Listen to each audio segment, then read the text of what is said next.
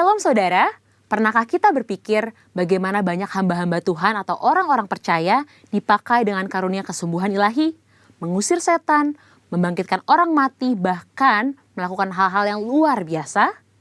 Misalnya di dalam Alkitab, Musa, Paulus, Petrus, dan banyak tokoh iman lainnya melakukan hal-hal yang luar biasa. Ada satu kesamaan dari semua tokoh-tokoh tersebut, yaitu pengurapan Tuhan yang luar biasa ada pada mereka. Sesungguhnya pengurapan dari Tuhan adalah penting bagi orang percaya. Dalam edisi Voice of Pentecost kali ini, kita akan membahas mengenai pengurapan dalam pelayanan dan kehidupan orang percaya. Di dalam Perjanjian Lama, tindakan pengurapan dilaksanakan pada acara ritual keagamaan, seperti penahabisan imam besar, penahabisan imam yang melayani, pengangkatan seorang raja, serta pengangkatan seorang nabi. Di dalam Perjanjian Lama, memang hanya orang-orang yang khususlah yang dapat menerima pengurapan. Sedangkan dalam Perjanjian Baru, pengurapan diberikan kepada orang-orang yang percaya kepada Yesus Kristus. Dalam Perjanjian Lama, instrumen yang sering kali dipakai dalam pengurapan adalah minyak. Minyak adalah lambang persetujuan dengan Allah, kehadiran Allah, berkat, kuasa, penghiburan, kesembuhan, sukacita, perkenanan, dan kesejahteraan. Akan tetapi, dalam Perjanjian Baru tidak terlalu ditekankan tentang minyak, tetapi Roh Kudus menjadi instrumen pengurapan itu sendiri. Prinsip yang mendasari pengurapan minyak adalah prinsip konsekrasi, yaitu memisahkan atau mengkhususkan sesuatu atau seseorang kepada Tuhan. Prinsip konsekrasi dengan pengolesan minyak tetap berlaku pada era Perjanjian Baru. Lalu, apa contoh peristiwa pengurapan dalam Alkitab? Salah satunya adalah pengurapan double portion. Pengurapan 2 kali ganda sangat dikenal dalam gereja aliran Pentakosta dan karismatik. Istilah ini mengacu kepada peristiwa Elia dan Elisa yang dicatat dalam 2 Raja-Raja 2 ayat 1-14, di mana Elisa meminta 2 bagian dari roh Elia. Salah satu dampak dari pengurapan double portion yang diterima Elisa adalah mujizat-mujizat yang Tuhan kerjakan melalui pelayanan Elisa 2 kali lipat lebih banyak dari Elia. Hal ini tidak membuktikan bahwa Elisa lebih hebat dari Elia, justru lebih membuktikan bagaimana mentoring yang dilakukan Elia kepada Elisa berhasil. Peristiwa yang senada juga terjadi pada zaman Perjanjian Baru, di mana Tuhan Yesus menyampaikan kepada murid-muridnya dalam Yohanes 14 ayat 12, "Sesungguhnya barang siapa percaya kepadaku, ia akan melakukan juga pekerjaan-pekerjaan yang aku lakukan, bahkan pekerjaan-pekerjaan yang lebih besar daripada itu." Maksud perkataan Tuhan Yesus bukan berarti orang percaya lebih hebat darinya, melainkan orang percaya akan melakukan pelayanan yang menjangkau lebih banyak orang, serta pelayanan kepada bangsa-bangsa non-Yahudi.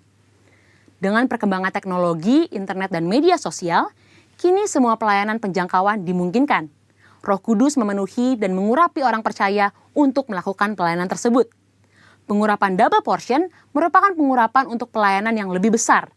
Umumnya terjadi dalam konteks bapa rohani dengan anak rohani. Orang percaya yang merindukan pengurapan tersebut tentu harus membangun hubungan bapa anak dengan pemimpin rohani yang Tuhan Yesus tempatkan di atasnya. Selanjutnya, apa maksud dan tujuan dari pengurapan? Dalam Lukas 4 ayat 18-19 dijelaskan bahwa Yesus Kristus sebagai yang diurapi.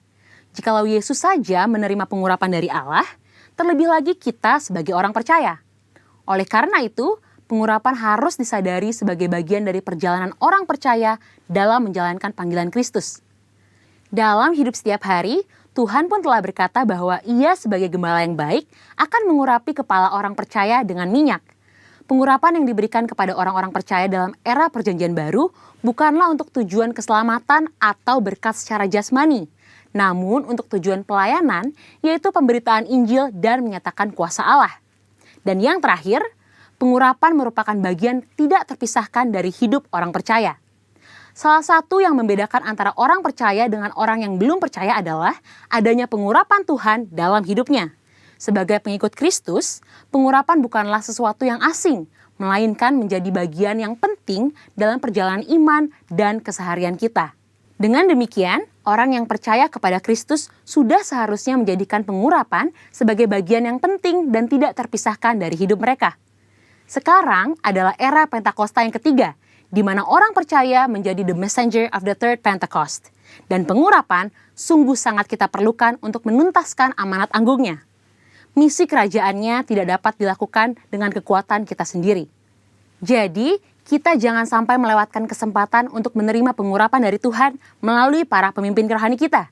Mari terima pengurapan Tuhan dengan iman dan mulai melangkah untuk mengerjakan apa yang Roh Kudus perintahkan di dalam hidup kita. Tuhan Yesus memberkati.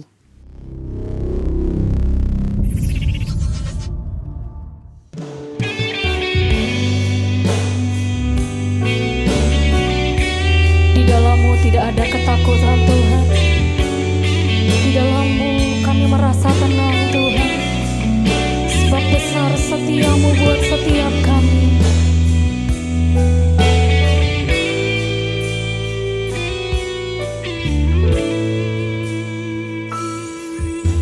Sungguh besar setia-Mu, Kau nyatakan bagiku. Kau Bapa yang selalu mengerti isi hatiku.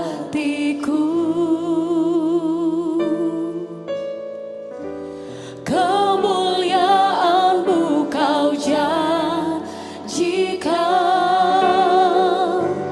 Aku tetap percaya. Ku percaya janji-Mu ajaib terukir dalam kehidupanku.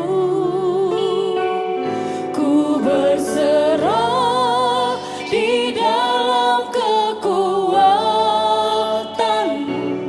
Hanya Kau segalanya bagiku. Ku percaya janji-Mu ajaib terukir dalam kehidupanku. Ku berserah di dalam kekuatan-Mu. Ku percaya.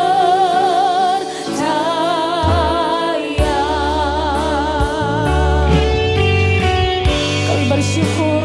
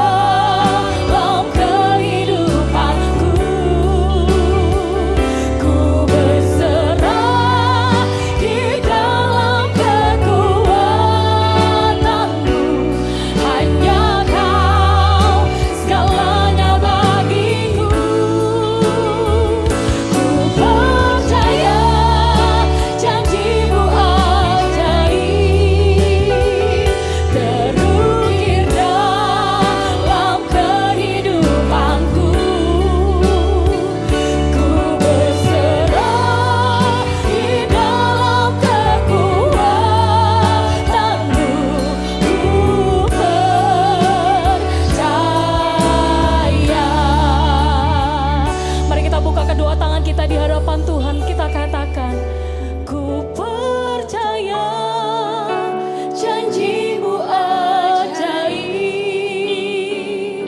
terukir dalam kehidupanku. Ku berserah di dalam kekuatanmu, hanya Kau segalanya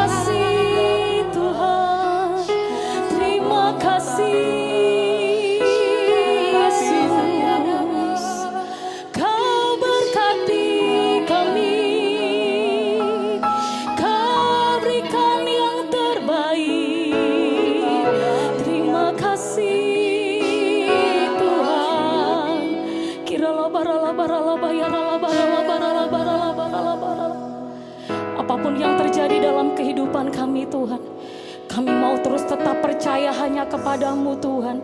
Apapun yang terjadi kami mau tetap menyembah hanya kepadamu Tuhan. Sebab Kaulah kuat setiap kami, sebab Kaulah iman setiap kami Tuhan.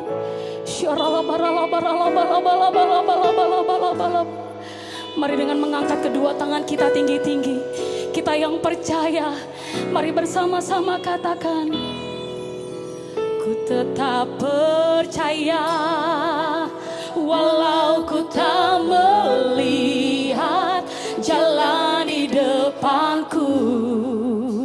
Tak pernah ku ragu, ku tetap menyembah. Apapun yang terjadi di dalam hidupku, tak pernah ku ragu. Mari lebih lagi katakan dengan imanmu kita yang percaya. Ku tetap percaya walau ku tak melihat jalan di depanku. Tak pernah ku ragu, ku tetap percaya. Apapun yang terjadi di dalam hidupku, tak pernah ku ragu, ku tetap percaya. Mari lebih lagi kita sepakat yang percaya katakan, ku tetap percaya walau ku tak melihat jalan di depanku. Tak pernah ku ragu, ku tetap menyembah. Apapun yang terjadi di dalam hidupku, tak pernah ku ragu, ku tetap percaya. Lebih lagi katakan, ku tetap percaya walau ku tak melihat jalan di depanku. Tak pernah ku ragu Tuhan, kami tetap menyembah-Mu Yesus. Apapun yang terjadi dalam setiap hari, tak pernah ku ragu, ku tetap. Mari sekali lagi angkat tangan kita tinggi-tinggi dan katakan, ku tetap percaya walau ku tak melihat jalan di depanku. Yes Jesus, kami gak ragu lagi Tuhan.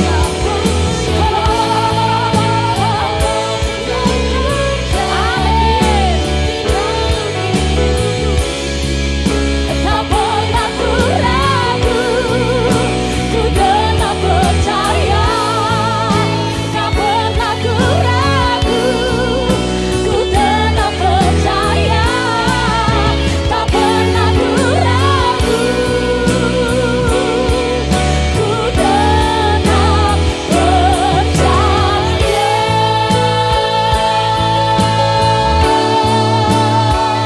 Berikan sorak-sorai, haleluya. Kita yang percaya, berikan sorak-sorai yang terbaik. Sorakan haleluya, haleluya, haleluya. Sungguh hati kami percaya Tuhan, Engkau Tuhan yang selalu ada bagi setiap kami. Terima kasih Tuhan, terima kasih. Allah, apa yang terjadi dalam kehidupan kami bahkan sampai hari ini Tuhan, kami mau tetap percaya dan kami mau tetap menyembah. Sebab Engkau Tuhan, Raja atas setiap kami. Engkau yang berdaulat atas hidup kami. Terima kasih Tuhan, terima kasih. Engkau juga Tuhan yang berdaulat atas bangsa kami Indonesia. Saat ini kami berdoa Tuhan bagi bangsa kami. Sungguh kami bersyukur Tuhan, penyertaan-Mu sempurna atas bangsa kami Tuhan. Ketika dalam keadaan pandemi hari-hari ini Tuhan, Engkau yang memberi kekuatan yang baru atas bangsa kami. Terima kasih Tuhan, berkati lebih lagi bangsa kami. Dari pulau-pulau, desa-desa, bahkan kota-kota Tuhan. Biarlah damai sejahtera-Mu turun atas bangsa kami Indonesia Tuhan. Terima kasih Bapa, terima kasih. Kami juga berdoa untuk pemimpin bangsa kami Tuhan, Bapak Presiden, wakil, bahkan seluruh jajaran yang ada Tuhan. Engkau yang memberkati pemerintahan kami, Tuhan yang menetapkan setiap pemimpin-pemimpin kami atas bangsa ini. Kami percaya Tuhan, Engkau memberkati lebih lagi bangsa ini, agar bangsa ini boleh mengenal Engkau ya Tuhan. Terima kasih Bapa, terima kasih. Biar pandemi yang ada boleh segera berlalu di dalam nama Tuhan Yesus. Kami boleh lebih lagi Tuhan bersuka cita atas bangsa ini, sebab Tuhan ada atas bangsa setiap kami. Terima kasih Bapa, terima kasih. Kami juga berdoa untuk pemimpin rohani kami. Mereka berdoa dan berjaga-jaga atas setiap kami. Terima kasih Tuhan, terima kasih. Berkati Bapak Gembala sidang kami, Bapak Dokter Insinyur Niko Notora Harjo Tuhan. Terima kasih untuk hamba-Mu Tuhan. Kami terus berdoa Engkau berikan kesehatan yang baru dan selalu baru Tuhan. Kau memberkati Tuhan untuk pelayanan hamba-Mu, dimanapun hamba-Mu melayani, biarlah ada dalam rencana Tuhan. Berkati untuk keluarga, anak-anak cucu bahkan menantunya Tuhan, bahkan wakil-wakil yang Tuhan percayakan bersama hamba-Mu. Engkau memberkati dengan berkat yang sama, berlimpah-limpah ya Bapa. Terima kasih Tuhan, terima kasih. Kami juga berdoa Tuhan untuk Bapak Gembala kami di tempat ini Bapa, untuk Bapak Yan Peter Pangaribuan Tuhan. Terima kasih untuk hamba-Mu Tuhan, sudah menjadi Bapak rohani bagi kami di GBI Cibubur Raya. Terima kasih untuk hamba-Mu ya Bapa. Engkau memberkati buat kesehatannya Tuhan, kekuatannya Kau berikan lebih lagi Tuhan. Hikmat marifat-Mu Tuhan curahkan atas hamba-Mu ya Bapa. Bahkan kedua wakil hamba-Mu Tuhan, buat Bapak David Rianto dan Pak Mario Tuhan, Kau memberkati hamba-Mu. Kau ikat dengan tali kasih untuk boleh melayani setiap kami jemaat-Mu di GBI Cibubur Raya, untuk bertumbuh berbuah di dalam nama Tuhan Yesus. Bahkan banyak menjangkau jiwa-jiwa Tuhan di sekeliling kami khususnya ya Bapa. Bahkan sampai Tuhan ke desa-desa, kota-kota Tuhan, bukakan lebih lagi pelayanan atas hamba-hamba-Mu yang Tuhan percayakan di GBI Cibubur Raya. Bahkan untuk staf-staf gembala yang ada Tuhan, terima kasih Tuhan. Kau juga memberkati dengan berkat yang sama seluruh keluarga besar Tuhan, para pelayan-pelayan-Mu di tempat ini, hamba-hamba-Mu Tuhan, Kau memberkati berlimpah-limpah. Terima kasih Tuhan, terima kasih. Ini doa permohonan setiap kami Tuhan, yang kami alaskan hanya di dalam nama Tuhan Yesus. Sama-sama kita katakan amin. Sorak-sorai yang terbaik bagi Tuhan. Kita akan bersuka cita, sebab Yesus Tuhan pengharapan setiap kita. Haleluya. Mari bersama-sama segenap hati kita lebih lagi naikkan pujian-Mu saudara. Yesuslah pengharapanku di tengah badai hidup. Kepadamu aku percaya, ku pegang janji-Mu, amin. Ku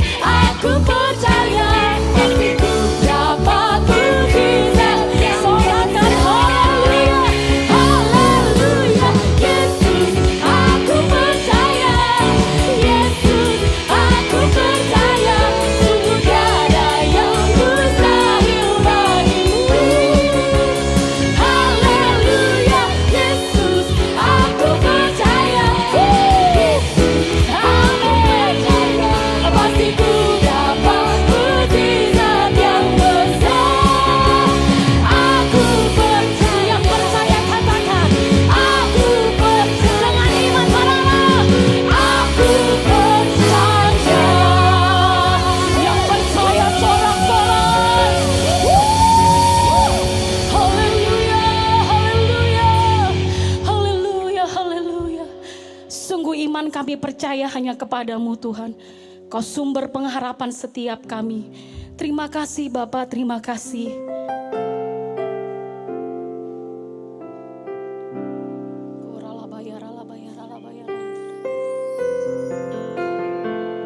Terima kasih Tuhan. Kau baik buat setiap kami Yesus. Kau yang menyelidiki hati setiap kami Tuhan.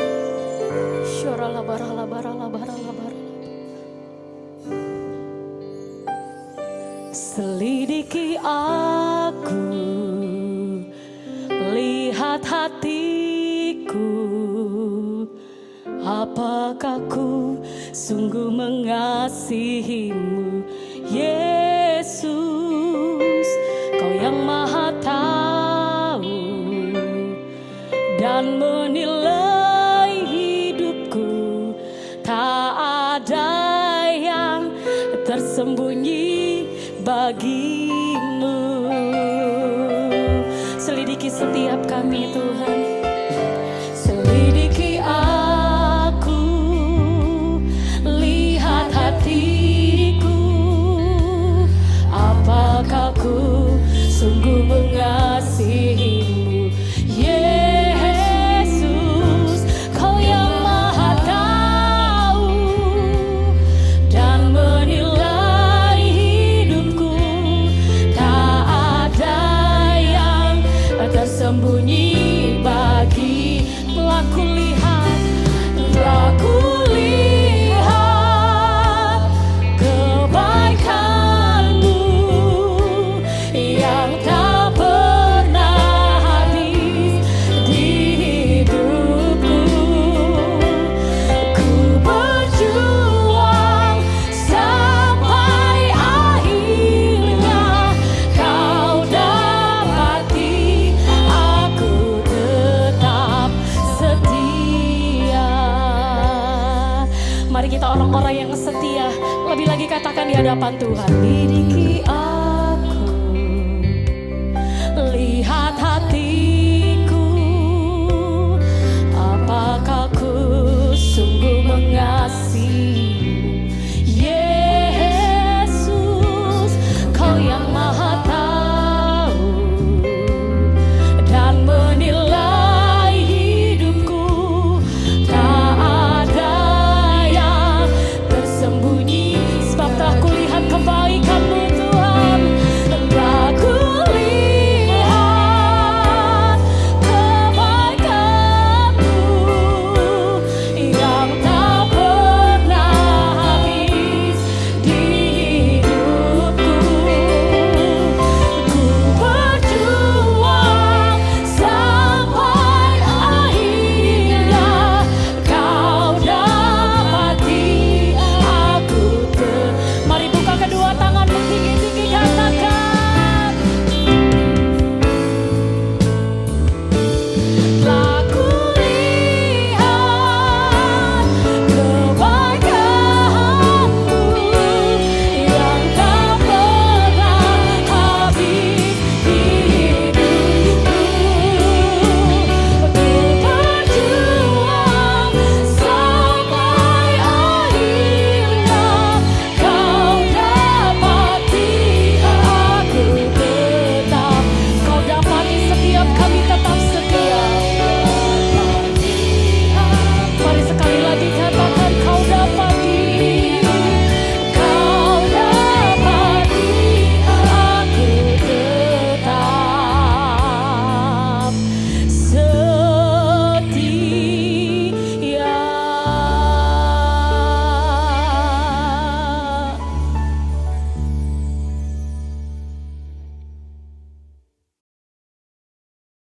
Shalom saudara yang kasih Tuhan, saya sangat percaya setiap saudara sehat dan penuh semangat. Hari ini kita bersama-sama akan mendengarkan satu tema yang Tuhan boleh sediakan buat kita. Temanya adalah jaga rumahmu. Apa yang ada dalam benak saudara waktu saudara mendengar kata-kata dari jaga rumahmu? Kita pandai untuk menjaga kita punya kendaraan. Kita pandai untuk menjaga kita punya barang-barang perhiasan. Kita pandai untuk menjaga juga rumah di mana kita tinggal pada hari ini. Tapi kita lupa ada satu rumah yang Tuhan minta untuk kita jaga, yaitu tubuh kita. Karena apa? Bukankah tubuh saudara dan saya adalah baiknya Tuhan? Untuk itu kita harus sama-sama pada hari ini mendengarkan akan pesan Tuhan ini. Jaga kita punya bait. Sebagaimana di dalam setiap rumah tangga, saudara tentu punya banyak perabot kan. Ada yang punya kursi, ada yang punya meja, ada yang punya televisi, ada yang punya macam-macam ada di dalam setiap rumah tangga. Demikianlah juga di dalam kita punya tubuh. Itu tentu juga ada banyak perabot-perabotan yang ada. 3 hal yang saya mau bagikan pada hari ini. Yaitu yang pertama, perabot apa yang kita mesti jaga. Yaitu perabot atau jaga hatimu. Saudara, Tuhan ingatkan kepada kita dalam Amsal 4 ayat yang ke-23. Jagalah hatimu dengan segala kewaspadaan. Karena dari situlah terpancar kita punya kehidupan.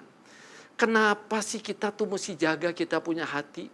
Karena seluruh perjalanan hidup saudara dan saya, baik itu usaha kita, baik itu kita punya pekerjaan, baik itu kita punya pelayanan, baik itu kita punya rumah tangga.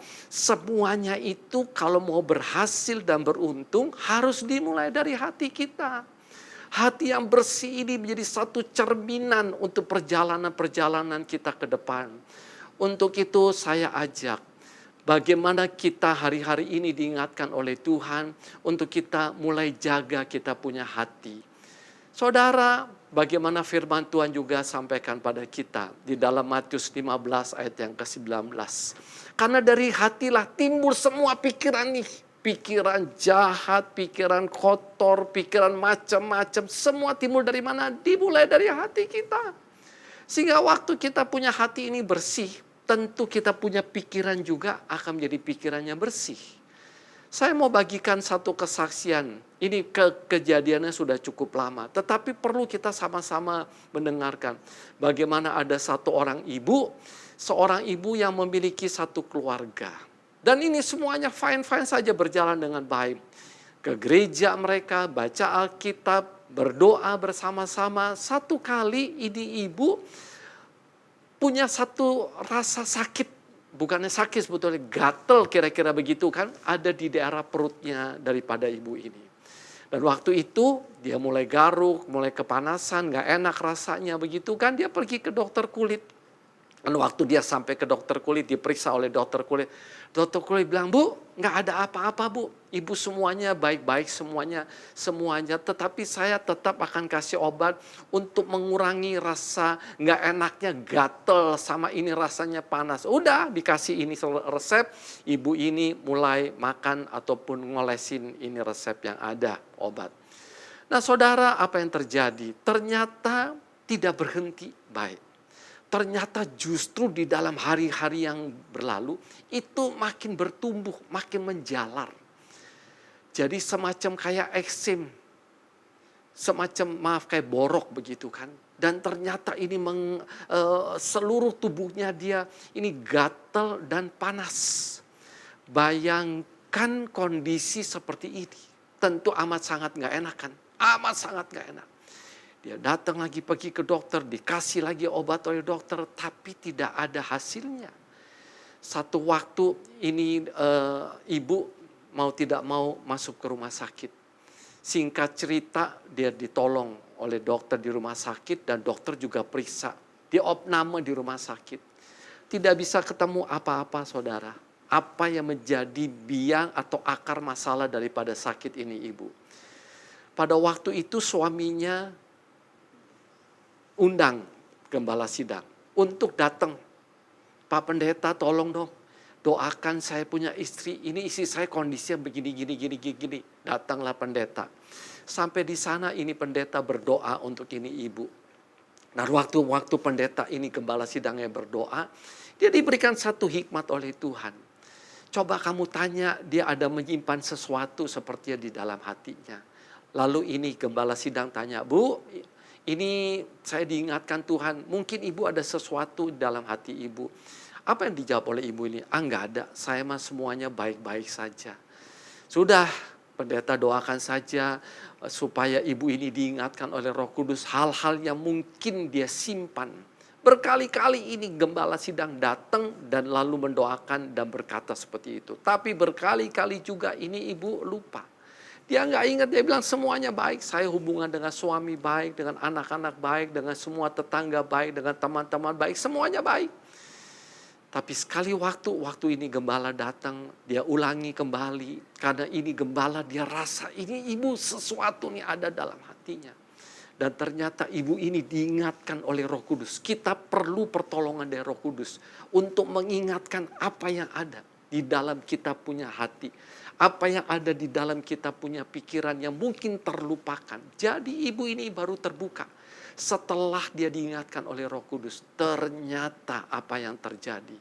Ternyata sekian puluh tahun yang lalu, dia memiliki kekecewaan yang begitu mendalam. Kepada siapa? Tidak ada lain kepada papanya sendiri yang sudah meninggal. Saudara, yang terjadi, dia dilepaskan. Dia dituntun oleh gembala sidang. Ayo kamu minta ampun. Minta ampun sama Tuhan. Ampuni papa kamu yang sudah meninggal. Saudara, sungguh ajaib. Waktu kita punya hati dibereskan di hadapan Tuhan. Dengar baik, bukan dilupakan. Jadi ini ibu waktu mengalami masalah sekian puluh tahun yang lalu, dia hanya sekedar melupakan. Ini kembali lagi masuk ke dalam pikiran kita. Mungkin masuk dalam alam bawah sadar kita. Dan kita nggak menyadari karena hanya sekedar dilupakan. Tapi Tuhan mau dibereskan. Sehingga waktu ibu ini bereskan di hadapan Tuhan, biarpun papanya sudah tidak ada, tapi dia minta ampun juga dan mengampuni papanya. Apa yang terjadi kemudian?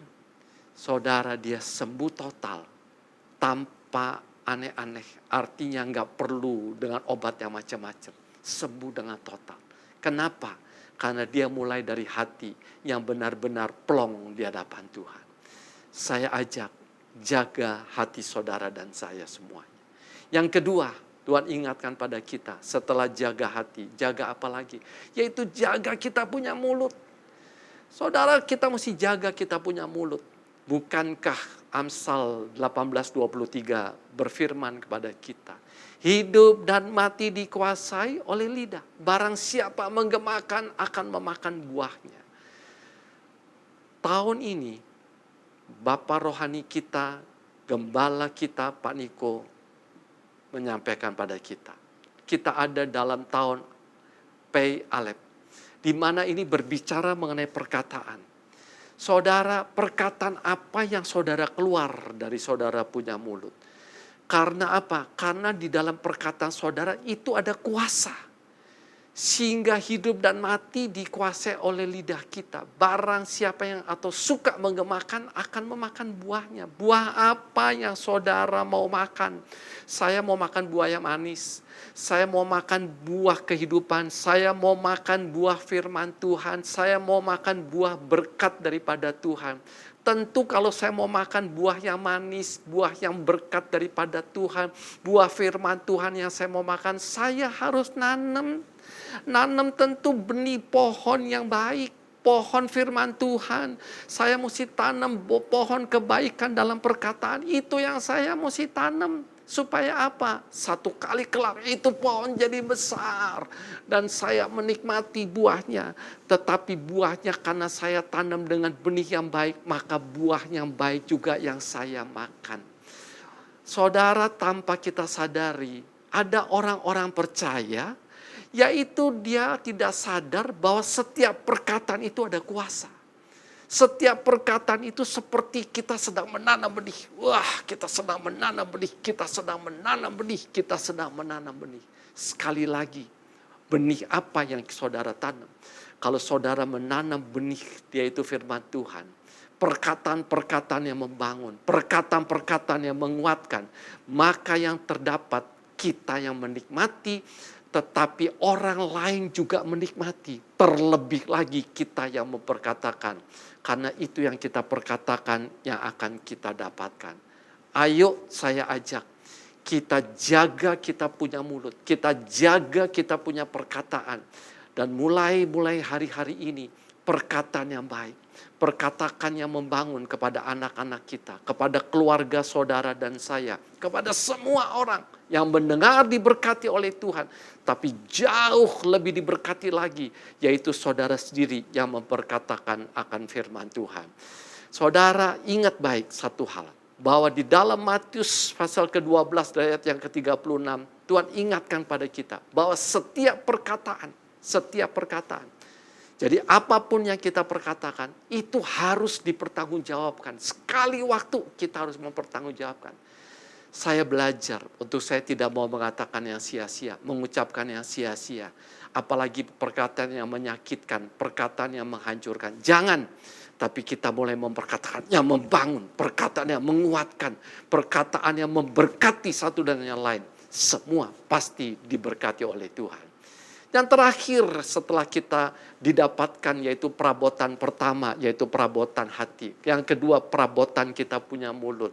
Yang ketiga perabotan apa? Perabotan yang ketiga perabotan yaitu jaga matamu. Jaga mata kita, saudara. Saudara yang kasih Tuhan, satu waktu saya punya anak, beberapa tahun yang lalu tuh udah lama. Beberapa tahun lalu antar ke satu rumah sakit yang khusus buat mata. Jadi kita tunggu dokternya sedang praktek, ada pasien-pasiennya lain. Sambil tunggu itu ada ruang tunggu yang besar dan saya melihat ada satu banner yang besar. Menyolok itu banner. Kenapa buat saya sangat menyolok? Karena itu banner tulisnya begini.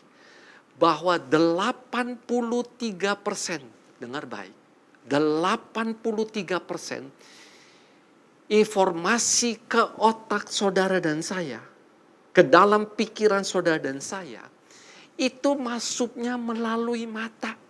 Coba, 83%. Ini sesuatu yang begitu besar, 83%. Jadi sisanya yang 17%, itu masuknya melalui apa? Pendengaran kita, penciuman kita, perabaan kita. Tapi 83% itu masuk melalui kita punya mata. Kenapa Daud jatuh dalam dosa dengan Batseba? Karena biarkan matanya dia buka. Dia jatuh karena dia biarkan gerbang matanya untuk melihat hal-hal yang tidak baik. Kenapa Hawa bisa makan buah terlarang? Karena dia melihat, aduh itu buah bagus banget. Dia makan. Masuk dalam pikiran dia, oh iya ini pasti enak ini buah. Karena dia lihat. Saudara yang kasih Tuhan, mari saya ajak. Jaga mata kita baik-baik. Karena apa? Dari situ masuk dalam pikiran kita. Firman Tuhan katakan pada kita dalam Lukas pasal yang ke-11 ayat yang ke-34. Firman Tuhan berkata, matamu adalah pelita tubuhmu. Jadi kalau ini pelita kita nih, pelita kita. Kalau kita punya mata itu baik, terang, maka teranglah seluruh tubuh kita. Tapi kalau mata kita itu gelap, maka gelaplah seluruh tubuh kita. Saudara, apa yang saya baca tadi di banner di rumah sakit mata, pas dikonfirmasi dengan firman Tuhan. Memang firman Tuhan itu pasti mengkonfirmasi segala sesuatu yang ada. Saudara, untuk itu kita mulai jaga perabotan kita punya mata. Karena mata kita ini berpengaruh banyak kepada hidup kita. Tubuh kita menjadi gelap kalau mata kita juga gelap. Tapi tubuh kita menjadi terang. Dan kita menjadi berkat buat banyak orang. Dalam era Pentakosta yang ketiga ini. Di dalam penuaian jiwa yang terbesar dan yang terakhir pada hari-hari ini. Di mana kala hidup kita menjadi terang bagi Tuhan. Dan dimulai dari mata kita yang terang. Hindari hal-hal untuk kita melihat hal-hal yang tidak baik. Yang membuat kedagingan kita keluar. Tapi biarlah kita jaga mata kita. Tetapi bukan saja mata. Kita perlu jaga kita punya mulut. Karena kita ada di dalam tahun Pai Alef. Dan bukan mulut saja. Tapi kita perlu jaga kita punya hati. Karena dari hati kitalah terpancar kehidupan kita semuanya. Baik, saya tidak panjangkan firman Tuhan. Saya mau ajak semua kita untuk sama-sama kita mau berdoa. Supaya kita diberikan kekuatan oleh Tuhan. menjaga hati kita, menjaga kita punya mulut, menjaga kita punya mata, supaya hidup saudara adalah hidup yang penuh dengan berkat dan juga memuliakan nama Tuhan. Puji Tuhan, kita mari sama-sama kita tutup dengan doa. Kami boleh bersyukur Tuhan kalau pada hari ini ada pesan-pesan Tuhan untuk kami boleh menjaga kami punya hati, menjaga kami punya mulut, menjaga kami punya mata Tuhan, supaya melalui hidup kami Tuhan, kami boleh mempermuliakan nama-Mu yang kudus. Tuhan tolong untuk kami boleh diberikan kekuatan melalui Roh-Mu yang kudus Tuhan, supaya benar-benar kami dapat dipelihara dan kami dapat memelihara setiap keberadaan kami di dalam hidup kami. Terima kasih Bapa, kami boleh meteraikan setiap firman Tuhan menjadi rema di dalam hidup kami. Dalam nama Tuhan Yesus Kristus. Terimalah berkat Tuhan. Kasih karunia berlimpah-limpah daripada Allah Bapa dalam Anak yang tunggal Yesus Kristus.